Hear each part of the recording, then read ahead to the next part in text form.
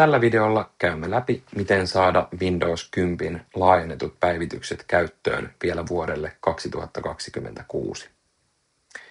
Nämä päivitykset käyttöön otettuasi sinun ei tarvitse heti lähteä ostamaan uutta Windows 11 tietokonetta, vaan voit käyttää tietokonetta turvallisin mielin, kun laite saa päivityksiä ja on turvattu.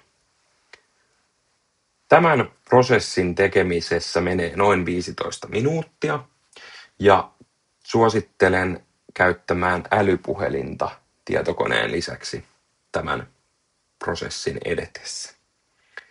Lisäksi suositeltavaa on, että tällä älypuhelimella pääset esimerkiksi Gmail-sähköpostiisi käsiksi.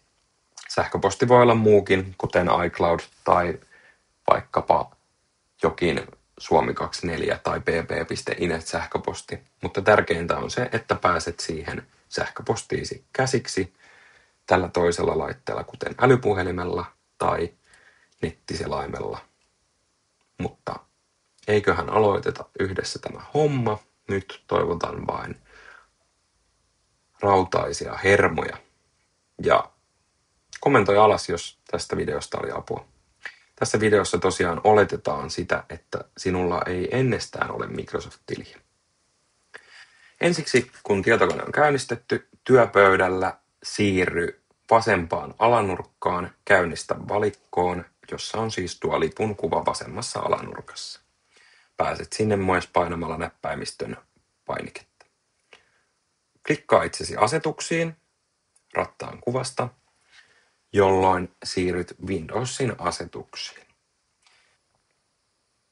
Asetuksien avauduttua klikkaa päivittäminen ja suojaus. Windows Update-näkymän latautuessa voitkin kaivaa itsellesi jo esimerkiksi älypuhelimen esiin tai varmistaa tässä vaiheessa, että sinulla on myös pääsy sähköpostiisi. Helpointa tämän asian tekeminen on yhdessä älypuhelimen kanssa. Nyt tässä näytössä näet ilmoituksen, että Windows-versiosi tuki on päättynyt.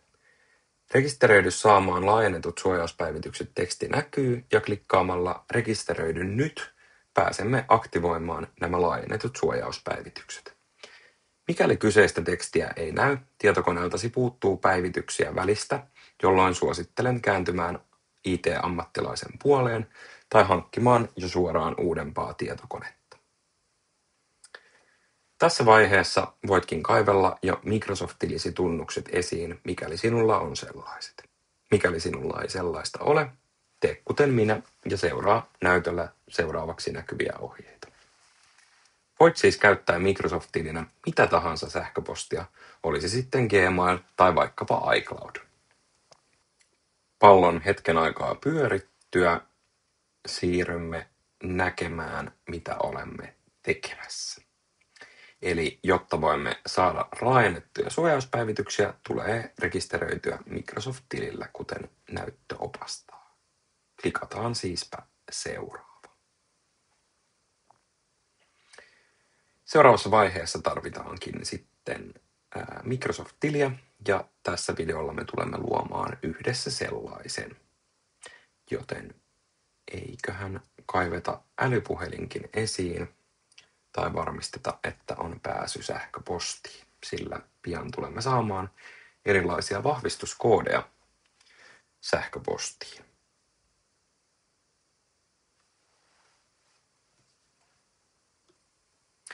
Nyt, koska minulla ei ole Microsoft-tiliä, eikä sinullakaan, jos et tiedä, että sinulla on, klikkaa suoraan Luo tili.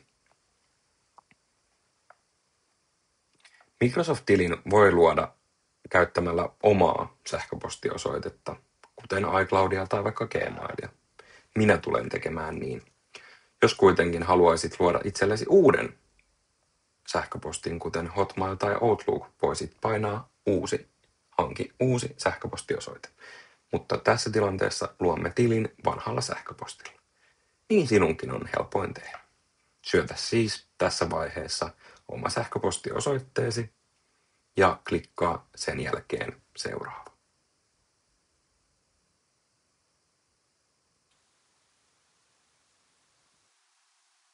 Varmista, että kirjoitat sähköpostiosoitteen oikein. Klikattuasi seuraava on aika luoda salasana Microsoft-tilille. Keksi uusi salasana ja paina se hyvin mieleesi ja pistä se talteen. Nykypäivänä suositellaan 16 merkin salasanoja ja huomaathan, että Microsoft-tilin salasanassa ei voi olla ääkkösiä.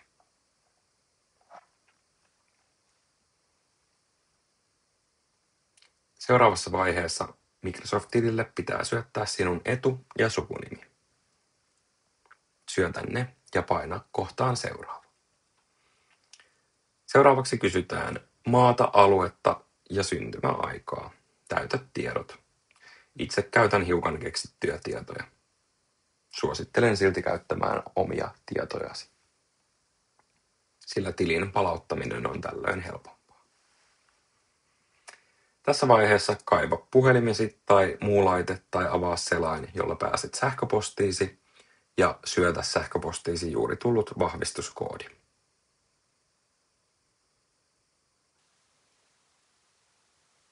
Tämän jälkeen saatat törmätä erilaiseen vahvista, että olet ihminen kysymykseen. Näitä on erilaisia Microsoftilla käytössä. Joskus sinun pitää tunnistaa kuvasta kirjaimia ja numeroita. Joskus sinun tulee kääntää jotain sormia osoittamaan tiettyyn suuntaan. Tällä kertaa minulle se oli paina ja pidä painettuna haaste. Tehtävä on painaa palkkia niin kauan, että se on tullut täyteen. Nämä voivat joskus olla haastavia etenkin vanhemmalle väestölle, joten pyydä jotain nuorisoa avuksi. Tämän jälkeen päästään taas hetkeksi odottelemaan. Lisäksi mainittakoon se, että tässä minun koneellani odotukset kestävät todella kauan, joten voit varmistautua siihen, että myös sinun koneellasi eri vaiheet kestävät eri aikoja.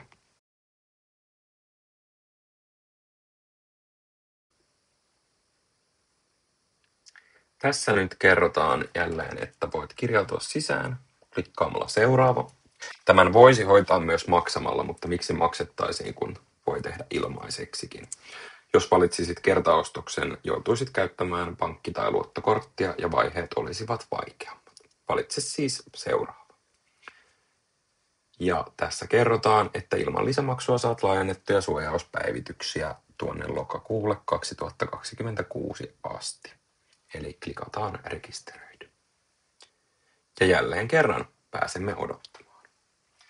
Tämä seuraava odotusvaihe vaatii vielä yhden lisävahvistuksen, sillä joudut jälleen kaivamaan puhelimesi tai mennä muulla laitteella sähköpostiisi ja syöttää sinne tulevan kirjautumiskoodin, jonka itse kaivoin tässä kohtaa puhelimestani.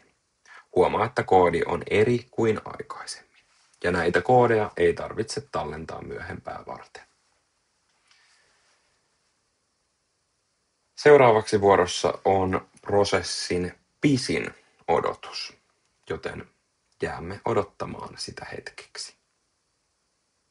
Tässä välissä kerron myös hiukan Microsoft-tilistä, sillä monelle se saattaa terminä olla hämmentävä. Microsoft-tili ei liity rahaan, vaan se on laitteen käyttämiseen tarvittava niin kutsuttu käyttäjätili. Tulet myös tarvitsemaan Microsoft-tiliä, kun siirryt mahdollisesti vuoden päästä viimeistään Windows 11 laitteen käyttäjäksi. Oletuksena Windows 11 laitteelle kirjaudutaan Microsoft-tilillä, eli äsken luomallasi salasanalla ja sähköpostilla, jota käytit. Pistä siis nuo tunnukset itsellesi hyvään talteen.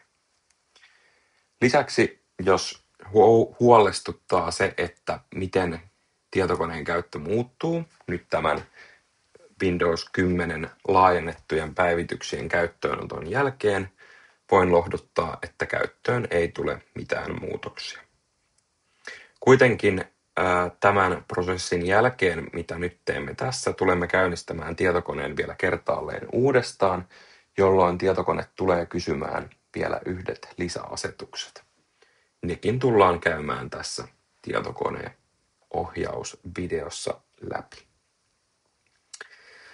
Ja kuten näkyy, yhä odotellaan ja sitä tullaan tekemään hyvin pitkään. Itse kelaan nyt tässä vaiheessa hiukan eteenpäin, mutta itselläni tässä meni useita minuutteja.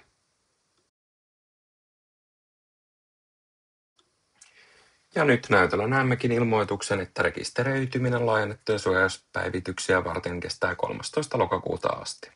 Samoin taustalla on muuttunut teksti, että laite on ajan tasalla ja vihreä nuoli sekä tietokoneesi on rekisteröity saamaan laajennettuja suojauspäivityksiä. Tässä vaiheessa voitkin sulkea asetukset ja käynnistää tietokoneen uudestaan. Ensimmäisen käynnistyksen aikana tulee tämän näköinen ilmoitus, johon suosittelen klikkaamaan Kyllä synkronoi, jolloin asetuksesi ja tiedostosi varmuuskopioituvat Microsoft-tilille myös vastaisuudessa. Tämä helpottaa siirtymistä uuteen Windows 11 kannettavaan tai pöytäkoneeseen, kun sen aika on. Eli klikkaa Synkronoi. Tämän jälkeen tietokone vielä ilmoittaa, että tilisi ja Windows toimivat yhdessä.